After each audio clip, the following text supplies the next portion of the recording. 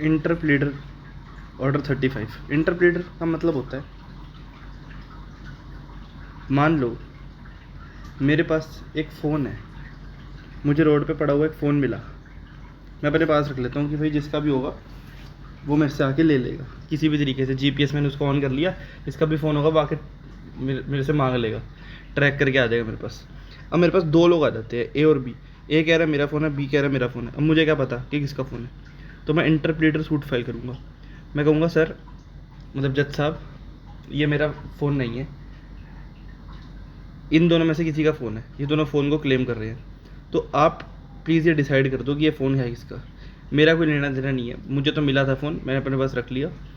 अब ये दो बंदे क्लेम करने आ गए, अब मुझे नहीं पता है किसका, तो प्लीज़ ऑनरेबल कोर्ट डिसाइड करे कि फ़ोन किसका है। ये होता है इंटरप्रेटर सूट।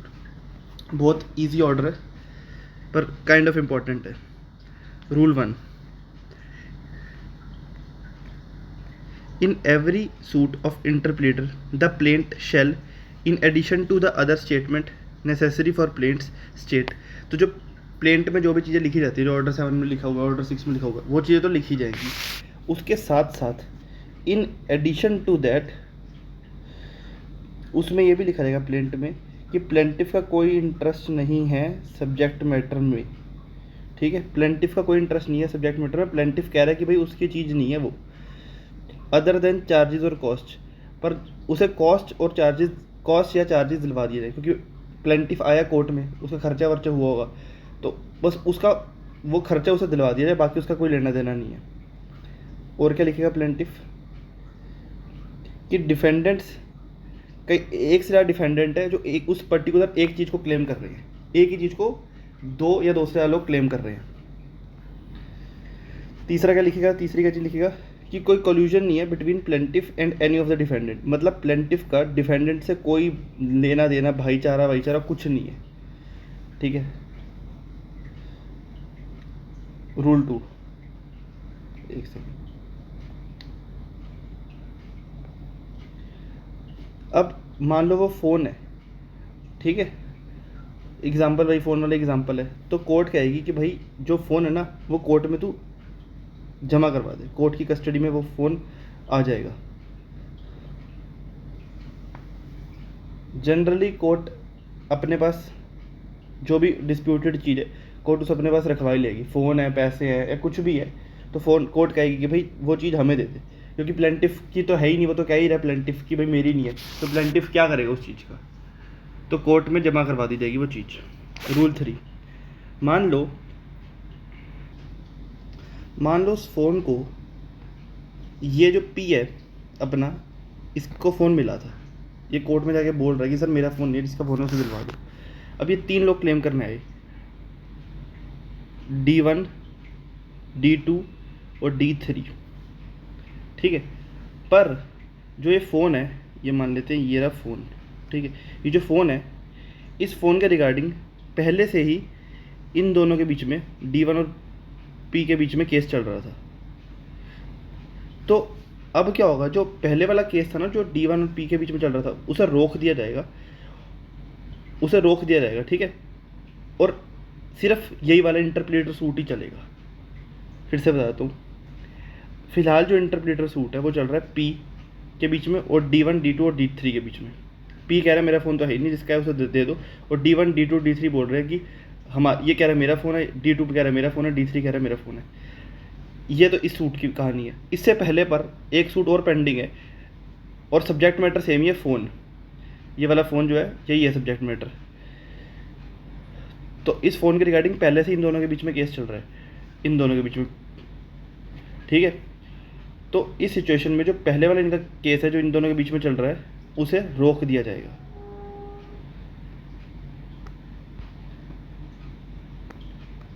रूल 4, अब जो पहली हेयरिंग होगी उस पर कोर्ट कह देगी कि plaintiff is discharge from all the liability, क्योंकि प्लेंटिफ का तो कोई लेना देना ही नहीं है ना, वो तो कह रहा है मेरी तो चीज़ ही नहीं है, मुझे बस कॉस्ट या चार्जेस जो मेरा थोड़ा बहुत कोर्ट आने का खर्च हुआ मुझे वो दिलवा दो।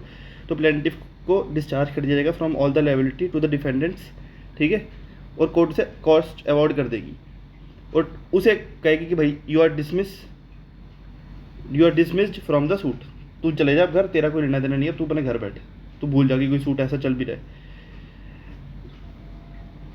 या एक दूसरा ऑप्शन भी है और लिखा है यहाँ पे, पर अगर कोर्ट को लगता है कि भाई इट इज़ जस्ट इनकन्वीनियंट कि प्लेंटिफ को नहीं अभी सूट से डिसमिस करना चाहिए, तो कोर्ट उसे नहीं डिसमिस करेगी। मान लो किसी वजह से उसकी ज़रूरत पड़ सकती है, कोर्ट को लगता है उसका बयान लेने की उसकी ज़रूरत पड़ सकती है, तो कोर्ट उसे नहीं निकालेगी सूट से।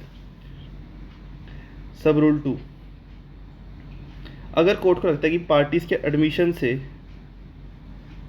या अदर एविडेंस से कोर्ट एडजुडिकेट कर पाएगी कि वो चीज़ किसकी है, तो कोर्ट सीधा डिसीजन दे देगी अगर कोर्ट को लगता है तो। पहली हियरिंग पे ही अगर कोर्ट को लगता है कि कोर्ट पार्टीज़ के एडमिशन से या अदर एविडेंस से एडजुडिकेट कर पाएगी कि वो चीज़ किसकी है, तो कोर्ट पहली डेट पे ही रफा दफा कर देगी केस को। पर अगर कोर्ट को लगता है कि पहली डेट पे यह जो एविडेंस है उससे नहीं प्रूव हो पाएगा, उससे नहीं साबित हो पाएगा कि ये चीज़ किसकी है, डू नॉट एनेबल लिखा है ना, तो फिर कोर्ट कह देगी फिर कोर्ट इशू फ्रेम करेगी, कोर्ट इशू फ्रेम करेगी बिटवीन द पार्टीज और ट्रायल चलेगा। ठीक है, एंड या एंड लिखा है ना, एंड ये गायब भी हो गया। कोर्ट किसी भी क्लेमेंट को, 3 क्लेमेंट थे ना हमारे, D1 D2 और D3, इनमें से किसी भी क्लेमेंट को प्लेंटिफ बना देगी इन एडिशन टू या इन ल्यू ऑफ ऑर्डिनरी प्लेंटिफ। तो हमारा जो ओरिजिनल प्लेंटिफ था P, उसकी जगह D1 को बना सकती है। ठीक है, मतलब P फिर हट ही जाएगा, या P भी बना रहेगा और D1 भी बना रहेगा। अब आते हैं इस ऑर्डर के सबसे इम्पोर्टेंट रूल पे जो प्री के लिए बहुत इम्पोर्टेंट है, रूल 5। जो एजेंट है वो अपने प्रिंसिपल पे और जो टीनेंट है वो अपने लैंडलॉर्ड पे इंटरप्लेटर सूट नहीं डाल सकता है। इसका मतलब ये है कि मान लो मैं प्रिंसिपल हूँ, मैंने अपने एजेंट को अपना फ़ोन दिया, अब मेरे एजेंट से मेरे अलावा कोई और बंदा वो फ़ोन मांगने आ जाता है और उसी टाइम मैं भी एजेंट को कहता हूँ कि भाई मेरा फ़ोन दे। मैं तो एजेंट से अपना फ़ोन मांग रहा हूँ क्योंकि वो मेरा फ़ोन है, पर एक और बंदा भी खड़ा है वहाँ पे जो कह रहा है नहीं भाई इसका फ़ोन नहीं है, ये तो मेरा फ़ोन है। अब एजेंट ये नहीं कह सकता कि अरे मैं तो कंफ्यूज हो गया कि फ़ोन किसका, मैं इंटरप्रेटर सूट डाल रहा हूँ। एजेंट, बड़ी सिंपल सी कॉमन सेंस वाली बात है ना, एजेंट को तो पता ही होगा भाई किसका फ़ोन है किसका नहीं, तो वो ये नहीं कह सकता कि मैं कंफ्यूज हो गया था इसलिए मैंने इंटरप्रेटर सूट डाल दिया। अब कोर्ट डिसाइड करेगी कि फ़ोन किसका है, और ना ही टीनेंट अपने लैंडलॉर्ड के साथ ये सेम काम कर सकता है। इलस्ट्रेशन देख लेते हैं कंसेप्चुअल क्लैरिटी के लिए, और ये प्रीम भी आ सकती है इलस्ट्रेशन। ए अपनी ज्वेलरी जो है वो बी के पास रख देता है, बी उसका एजेंट है, ए का एजेंट है बी, वो उसके पास अपनी ज्वेलरी रख देता है। सी आ जाता है उस एजेंट के पास, सी पहुंच जाता है उस एजेंट के पास और कहता है भाई मुझे ज्वेलरी दे, क्योंकि तेरा जो प्रिंसिपल है ए, उसने मेरे से ज्वेलरी ली थी डिसऑनेस्टली या रॉन्गफुली ऑब्टेन करी थी उसने मेरे से ज्वेलरी। मान लो सी बोल रहा है एजेंट को, मतलब बी को, कि ए ने मेरे को पीट पाट के मेरे से ज्वेलरी छीन ली थी और अब उसने वो तेरे पास डिपॉजिट कर दिया, तो तू मेरी ज्वेलरी दे। अब यहाँ पे B cannot institute an interpleader suit against A and सी।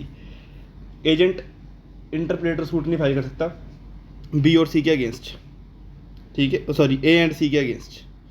क्यों? क्योंकि रूल 5 मना करता है, तुम्हें प्रिंसिपल ने दी है चीज़, तुम प्रिंसिपल को ही वापस करोगे। ऐसे नहीं कि कोई भी बंदा मांगने आएगा और तुम कह रहे हो भैया मैं कंफ्यूज हो गया, मुझे नहीं पता किसकी चीज़ है तो मैं इंटरप्रेटर सूट डाल रहा हूँ, नहीं। पर इलस्ट्रेशन बी में एजेंट जो है वो इंटरप्रेटर सूट डाल सकता है। वो क्यों? इसमें क्या हुआ, ए ने ज्वेलरी बी को दे दी, बी उसका एजेंट है, उसने ज्वेलरी बी को दे दी। उसके बाद ए सी को लेटर लिखता है और कहता है कि भाई जो मैंने तेरे से उधार ले रखा है ना उसकी सिक्योरिटी है ज्वेलरी, ठीक है। हाइपोथेटिकल हो गई ना, टी पे आप लोगों ने पढ़ा होगा। तो जो मैंने तेरे से उधार ले रखा है वो सी को लिख रहा है कि जो मैंने तेरे से उधार ले रखा है ना उसकी सिक्योरिटी ज्वेलरी है जो कि एजेंट के पास पड़ी हुई है। अच्छा, उसके बाद ए कहता है कि जो सी का डेट है दैट इज़ सेटिस्फाइड, मतलब मैंने सी को पैसे लौटा दिए हैं, वापस कर दिए हैं। तो अगर सी को पैसे लौटा दिए तो फिर तो जो सिक्योरिटी है जो उसने रखी थी जो एजेंट के पास, उसका कोई वो ही नहीं है, मतलब तो वो एक ही है ना जब उसने उधारी वापस कर दिया तो। पर सी कह रहा है कि भाई नहीं, इसने मुझे पैसे नहीं लौटाए, तो मैं ज्वेलरी का असली हकदार हूँ। अब यहाँ पे एजेंट के लिए कन्फ्यूजन है, क्यों? क्योंकि उसने लेटर भी लिखा था। लेटर लिखने से पता लग रहा है कि भाई हो भी सकता है कि इसने पैसे लुटाए हो, वापस करे हो, और नहीं भी हो सकता। मतलब सी बिल्कुल ही हवा में नहीं आगे उठ के, सी का लेना देना हो सकता है। इलस्ट्रेशन ए में सी का कोई लेना देना ही नहीं था,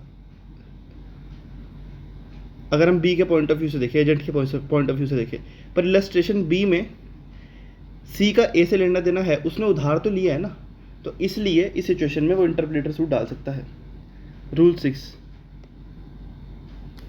अगर सूट इज प्रॉपरली इंस्टीट्यूटेड तो कोर्ट कॉस्ट दिलवाएगी ओरिजिनल प्लेंटिफ को, मतलब जिसे चीज़ मिली थी, जिससे 2 या 2 से ज़्यादा लोग क्लेम कर रहे हैं, कोर्ट उसे कॉस्ट दिलवाएगी। ठीक है, इसके लिए वो उस थिंग पे जो चीज़ उसे मिली थी, फ़ोन था ना अपना एग्जाम्पल, तो उस फ़ोन पे उसका चार्ज भी क्रिएट करवा सकती है या और किसी तरीके से उसे कॉस्ट दिलवा सकती है। Thank you.